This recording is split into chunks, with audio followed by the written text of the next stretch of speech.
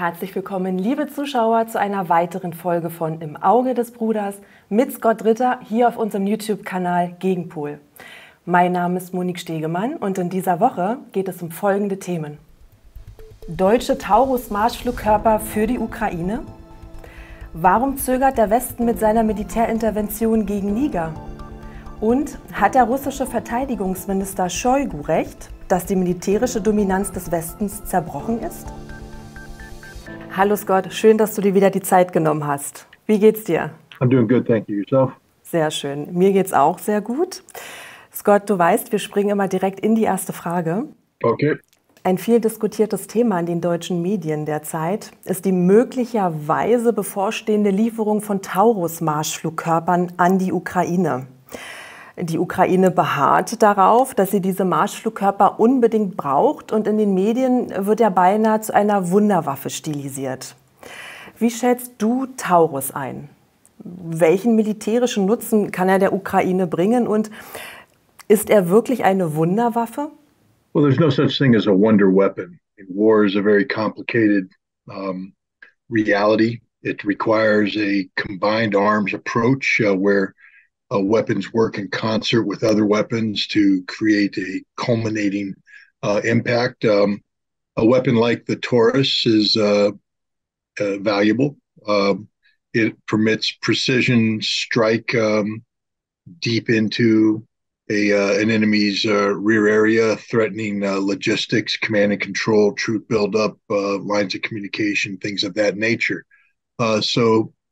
And this is definitely something that the Ukrainians are, lacking at this juncture. They have a similar weapon system, the Scalp or the Storm Shadow, the French and British air-launched cruise missile has been used by them. But while there has been some success, the Russians have been able to adapt their operational methodology and their defenses to deal with the Storm Shadow / Scalp. And this would be the case with the German Taurus. It's not a miracle weapon. It's not a wonder weapon. It's a weapon. And it's a weapon that has been around for some years. The Russians are familiar with it. And if it were to be employed, while there's no doubt that there would be some tactical success, the destruction of some Russian targets, killing of some Russian soldiers, it would have no impact on the battlefield. As we speak, Ukraine is throwing their last strategic reserves into the battle. And in the Zaporizhia front, this means that they have exhausted their main strike force. They're down to their final hope. They have yet to reach the first defensive line of the Russians, and these reserves will not change the reality on the battlefield, nor will the introduction of the Taurus system. What could happen is that by bringing the Taurus in, the Germans could actually provoke greater Russian retaliation. The Russians, I think your audience needs to be reminded, they are not at war with Ukraine. I know some people will think that that's a ridiculous concept given the level of violence that's taking place today, but war is a completely different thing than the Ukrainian people are experiencing today. If you go to Kiev, there's parties. People go to restaurants. People dance. People walk in the streets. If Ukraine was at war, none of this would be happening. Kiev would be destroyed. It would be a gutted city, one that needs only think of Grozny in 2002. That's the future of Kiev. That's the future of Lvov. That's the future of every Ukrainian city, should they want war with Russia. And if Germany provides Ukraine with the Taurus missile, Germany could be helping provoke Russia to go to war against Ukraine.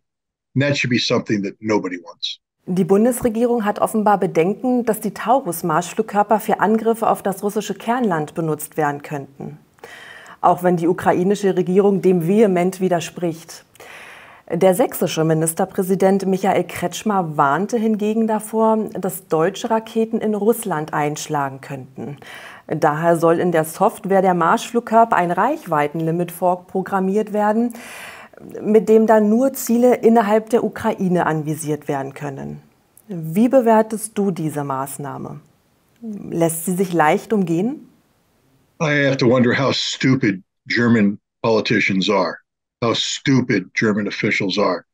That's a stupid concept. Ukraine is going to receive a weapon.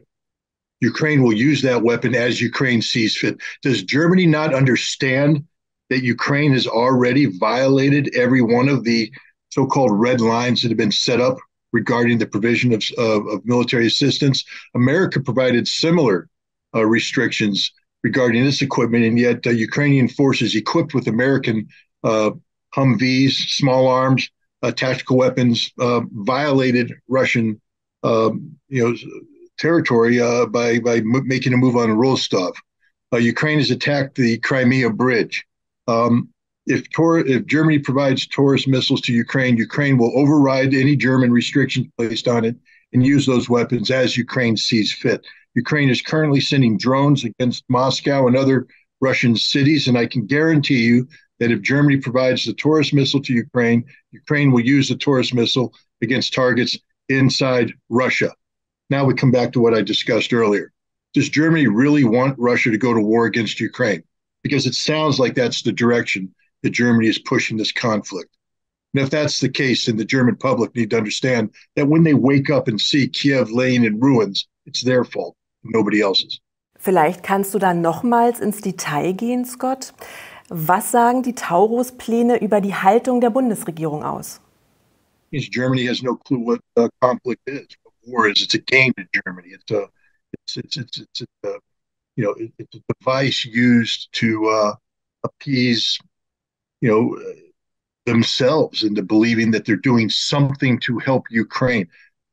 If Germany was responsible, they'd wake up and understand that Ukraine has lost this conflict. This conflict was lost a long time ago. And if Germany cares at all about the Ukrainian people, the Ukrainian soldiers, bringing into this conflict, which has already cost Ukraine well over 400,000 soldiers dead, tens of thousands of civilians dead, tens of millions of civilians displaced, $1 trillion plus in Ukrainian infrastructure destroyed. That's Germany's fault.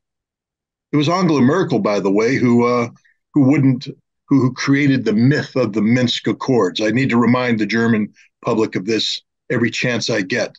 It was a German chancellor that created the conditions of the sham, never seeking peace, always seeking war. Well, you've got war now, Germany, and it's a war that's costing Ukraine dearly. Now what? You're going to make yourself feel good and say, we're doing something to help the Ukrainians by giving them yet another wonder weapon? You gave them the Leopard tank. How did that work out? You gave them the Marder fighting vehicle. How did that work out? There's not a piece of German military technology that's going to change the outcome on this battlefield. They will all arrive to the similar conclusion. More dead Ukrainians, more destroyed Ukrainian infrastructure. Germany should stop this nonsense by beginning the process of de-escalation, and that means don't send the Taurus missile to Ukraine. If the German people stand for anything, if they claim to have a moral conscience, they should be objecting to the dispatch of the Taurus missile to Ukraine. Bleiben wir noch beim Thema Ukraine-Krieg. Der russische Verteidigungsminister Sergei Shoigu hat auf der Internationalen Sicherheitskonferenz in Moskau betont, Russlands Einmarsch in die Ukraine habe die globale militärische Dominanz des Westens beendet. Das zeige sich auch an der Ineffektivität der westlichen Waffen und der NATO-Strategie. Wie schätzt du diese Aussagen ein? Hat Shoigu recht, dass die militärische Dominanz des Westens zerbrochen sei? Well, first of all, I don't think that Shoigu used the term the Russian invasion of Ukraine. They call it the special military operation. So I don't want to be seen as putting words in Shoigu's mouth. But what I think he's saying is that the ongoing conflict in Ukraine has signaled the end of Western military dominance. Prior to this, I think most military analysts around the world would say that while Russia had a powerful military, it was the number 2 military in the world, behind that of the United States and NATO as a conglomerate. No more. Russia is the number 1 military in the world today. The Russian military has shown that it has the operational and technological capability to defeat anything and everything that the United States and NATO can bring to bear on this problem. The United States and NATO have used the Ukrainian conflict as a proxy conflict to try and damage Russia. and it's backfired. The Russian victory, which is ongoing in Ukraine, has shown the United States and NATO to be a paper tiger. I think it's shown Germany in particular to be a nation lacking almost in totality anything resembling military competence, whether technologically driven, or operational. It was German trainers, by the way, at the Grafenwohr facility that in using a German computer assisted program that helped design the current Ukrainian counteroffensive. It's failed miserably. That speaks not only to the lack of ability on the part of the Ukrainians, but the lack of imagination and ability on the part of the German and NATO trainers. In unseren letzten beiden Interviews haben wir viel über den Putsch in Niger gesprochen. Eindringlich hast du vor den Folgen eines Krieges dort gewarnt. Trotz kräftigen Säbelrasselns des Westens und der ECOWAS hat die Militärintervention bislang noch nicht stattgefunden. Woran liegt das? Sammelt die ECOWAS noch ihre Kräfte? Hat sie noch nicht die Freigabe aus Washington bekommen? Oder ist die Kriegsgefahr gebannt und die Diplomatie darf widersprechen? Well, I think reality is hitting home. First of all, I think ECOWAS, especially Nigeria, believe that simply by threatening military force that the Niger junta, the coup plotters, would back down. That's not the case. Niger has been told by its neighbors, Mali and Burkina Faso in particular, that any military action against Niger would be seen as a war against them. So Niger is stronger with the assistance of those two nations. Two, Russia, whether directly or indirectly through Wagner, the private military company, has began negotiations with Niger to provide military assistance to Niger. Niger is much stronger than many believed. Niger didn't back down, and ECOWAS has been shown to be yet again another Western-backed paper tiger. There is no military capacity in ECOWAS to invade Niger right now, not with anything that resembles a viable offensive-oriented military force. What we see right now is many nations in ECOWAS, including Nigeria, talking about training their forces to begin the process of training so that they can achieve this operational level. Also, I don't think ECOWAS was planning on going in alone. There was some belief early on that France would be a part of any ECOWAS military incursion. France has thrown cold water on that, indicating it appears that they are preparing to withdraw from Niger rather than send in reinforcements and get involved militarily. And so this saber rattling turned out to be just that, saber rattling. And finally, none of this will happen without the concurrence of the United States. And I think the United States is realizing that if it initiates an armed conflict in Niger, if it permits an ECOWAS military intervention, that this will be a disaster for the United States, one that it cannot afford, that it will lose its Niger base. And the Niger base is the last remaining bastion of American military power projection in West Africa, and it would be the end of American efforts to counter Islamic terrorism, Al-Qaeda, ISIS in the Sahel. The United States is hopeful to be able to retain access to the two military bases it currently has in Niger, Base 101 outside of the capital city of Niamey, and then the other one, Base 102, a new $110 million facility constructed in the center of Niger. Right now, there's 1,100 American forces there, including armed drones and other surveillance aircraft that are essential to America's counterterrorism strategy in Africa. And to lose access to these bases would be fatal to that effort. So the United States, I think, is recognizing that junta is there to stay. And right now they're desperately looking for a diplomatic off-ramp that allows continued American presence in Niger. But they're also hampered by the fact that American law prohibits the United States to provide military and foreign aid to a nation that has undergone this kind of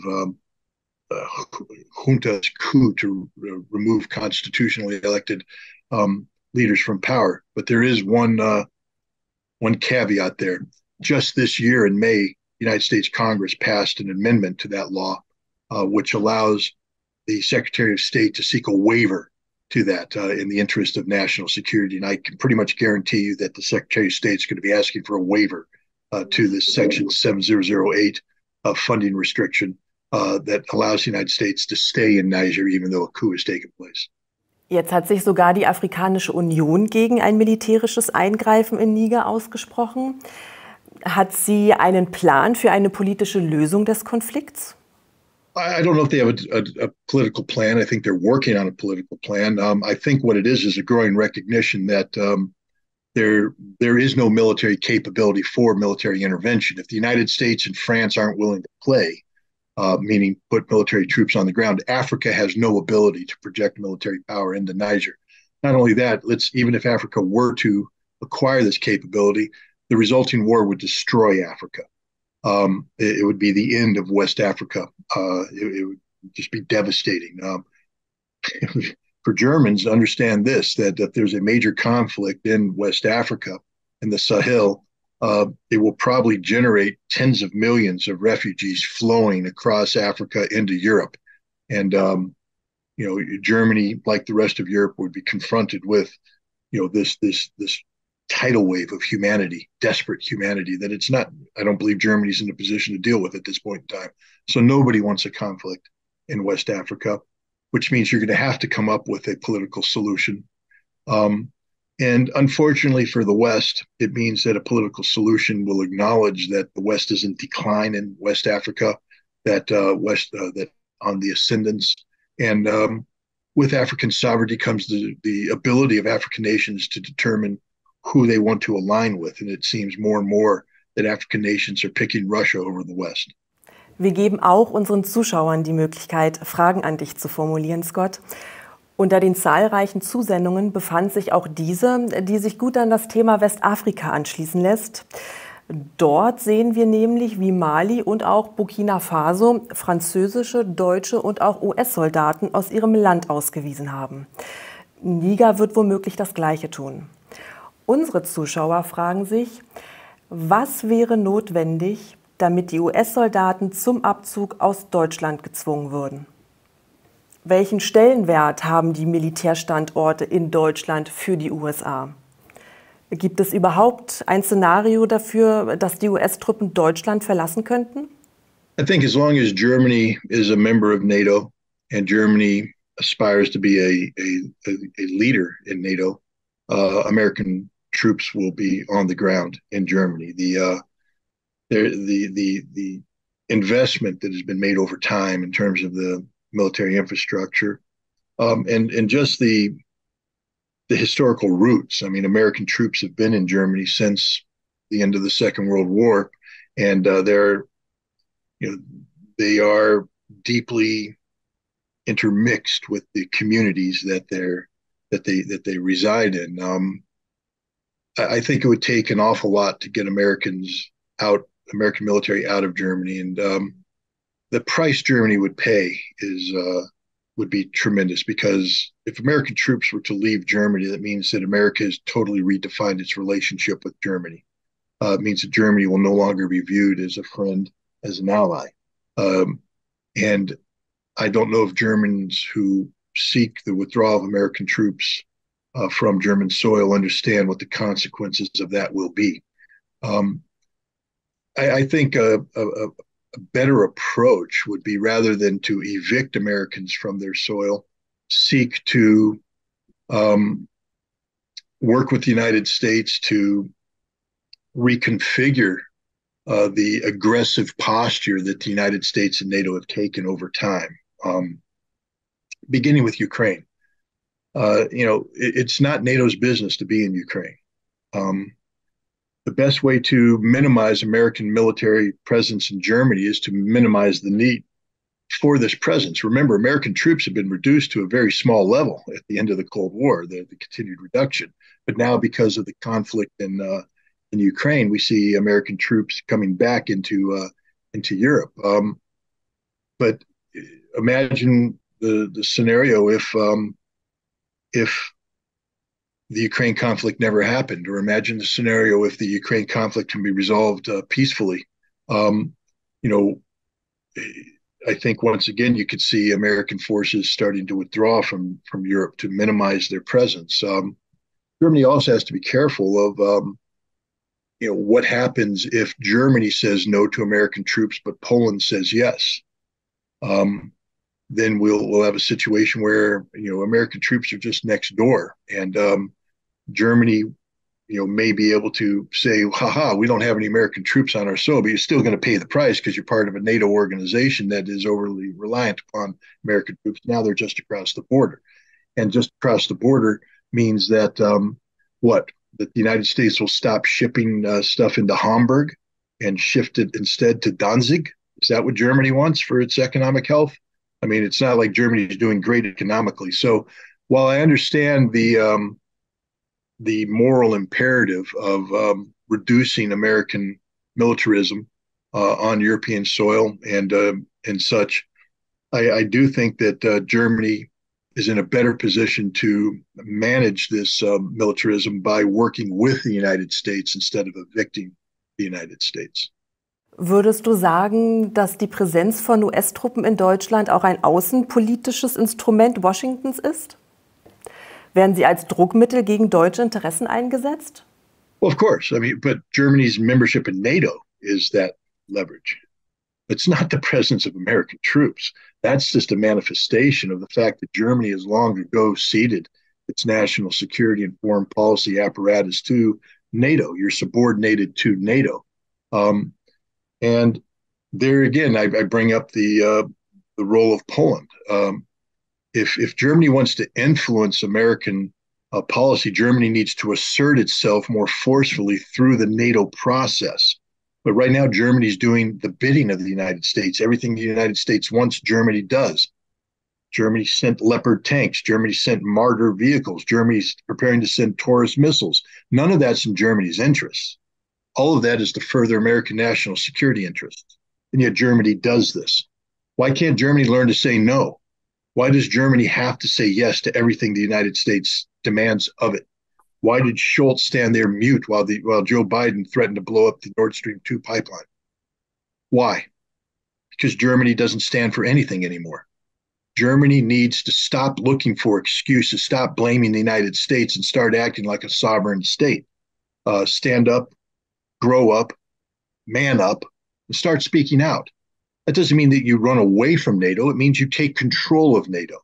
Eine weitere Frage, die unsere Zuschauer beschäftigt, ist das aktuelle militärische Potenzial der USA.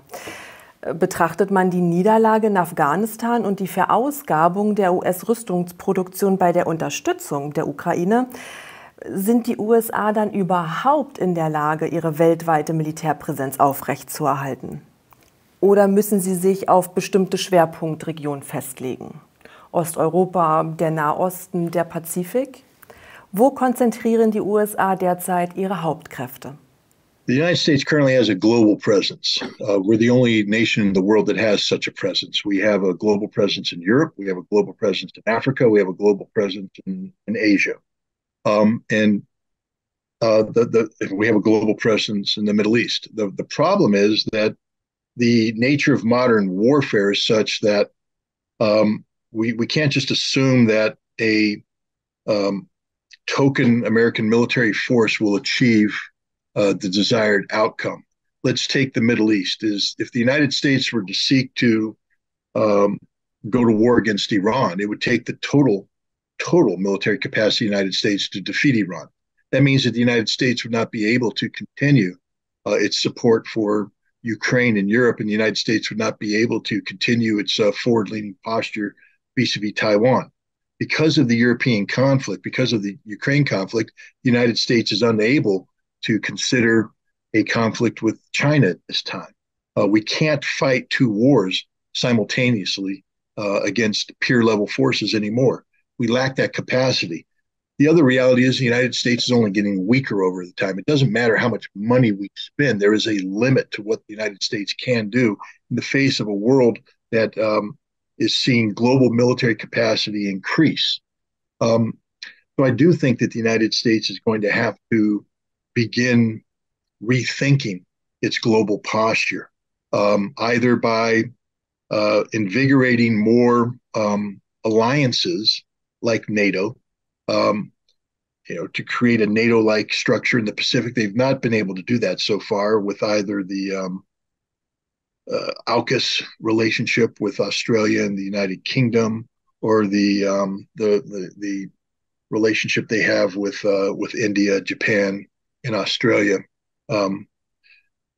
Perhaps the strongest alliance we have in the Pacific is the current one that we have with South Korea and Japan on the Korean Peninsula. But even that is unsustainable because it's premised on the notion of the United States being able to rapidly reinforce the military force that currently exists in South Korea with hundreds of thousands of American troops that are no longer available because we are committed so heavily in Europe, and we have the potential of a conflict with China. So I do think you're going to see the United States rethinking its approach because, again, it's not a matter of money. We can print money. It's a matter of national will.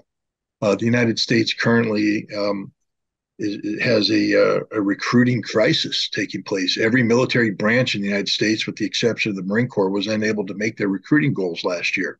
It's because military service is unattractive.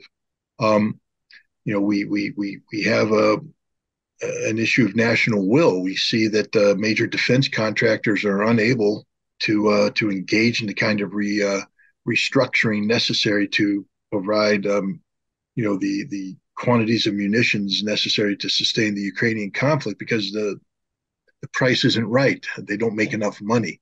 I think the United States is floundering when it comes to its national security, and I think one of the reasons is that we've accepted at face value for too long just the automatic assumption that we have the most powerful military in the world and we can do anything we want to do. And now that the world is starting to push back, again, we come back to what we talked about Ukraine and what Shoigu said.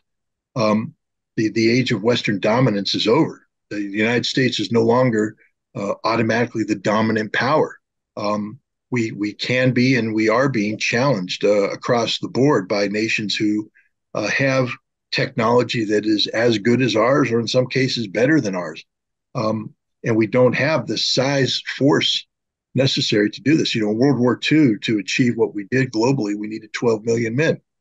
Today, we have far less than that. And as the war in Ukraine demonstrated, modern warfare can't be fought on the cheap. It's going to require the dedication of hundreds of thousands, if not millions of troops. And we don't have that. Nobody has that, with the exception of China and now Russia. Vielen Dank, Scott, für deine Zeit und deine Analysen. Wir freuen uns auf nächste Woche. Okay, thank you. Have a great day. Dankeschön. Meine lieben Zuschauer, natürlich auch an euch, herzlichen Dank fürs Zusehen. Wenn euch die Sendung gefallen hat, teilt dieses Video bitte breit in den sozialen Medien, abonniert eben noch unseren Kanal Gegenpol und vor allem, wenn ihr selbst mal Fragen habt, die wir an Scott Ritter stellen sollen, dann schreibt sie uns in die Kommentare. Bis dahin, bis nächste Woche. Eure Monique.